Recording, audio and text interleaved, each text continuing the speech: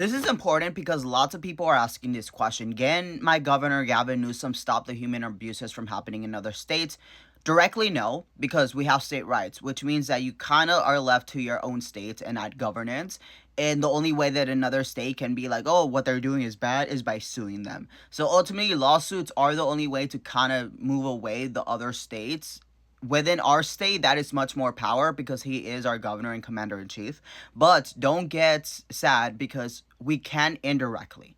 And that's why when I ask for maximization of power of my governor, it's not only because that's going to, benefit California and the fact that our citizens here are being targeted and harmed, even US citizens, but also the fact that in maximizing our actual resistance as the fourth largest economy, things that may include literally not threatening because he's threatening, but he hasn't actually done it, ending federal funding, things like that can actually move back and force the congressional and judicial decision making, which means that we can actually force things that are much more restorative to the Constitution than harmful, right? But they don't see that they have any threats that can actually stop them. This includes people calling, this includes, us protesting without actually disrupting. A protest kind of like, the people who went in Oxnard and went and made sure that they couldn't do their job and made sure that they didn't take as much as they could. That's a protest that is impactful.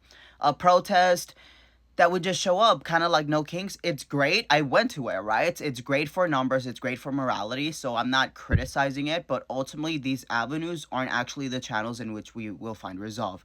We need to be strategic, and that involves leveraging the blue state economies and the blue state powers in order to force resolve on the Congress. Basically, like, if you don't go a certain way in restoring this constitution, you're not getting our money, right? These are the avenues in which we can actually try to reduce the harm on other states. In a way, this is diplomacy, right? Because this is what we do on the international level.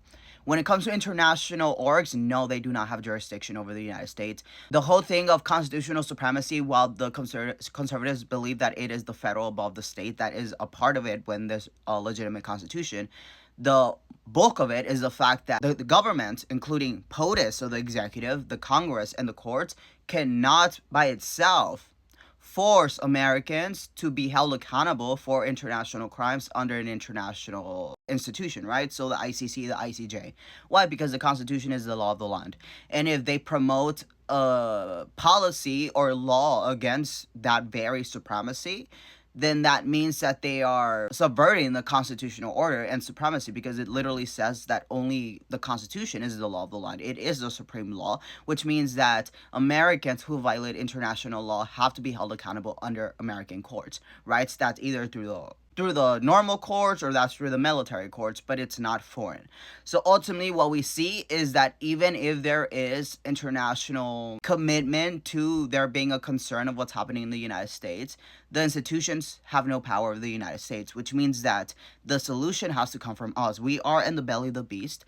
And if anything, if we're scared of martial law, why wouldn't other countries be scared of the militarization? Because if anything, the military is less likely to hurt us, even though we know that they would, than hurting foreigners, right? So in this reality, what we must acknowledge is that the thing about foreign policy, foreign affairs, is the fact that countries only care about things that have a direct impact on themselves or their interests. When it came to the Holocaust, had Germany just conducted the Holocaust in the borders of Germany, we would not have intervened because we utilized the fact that they were expanding. So aggression, right?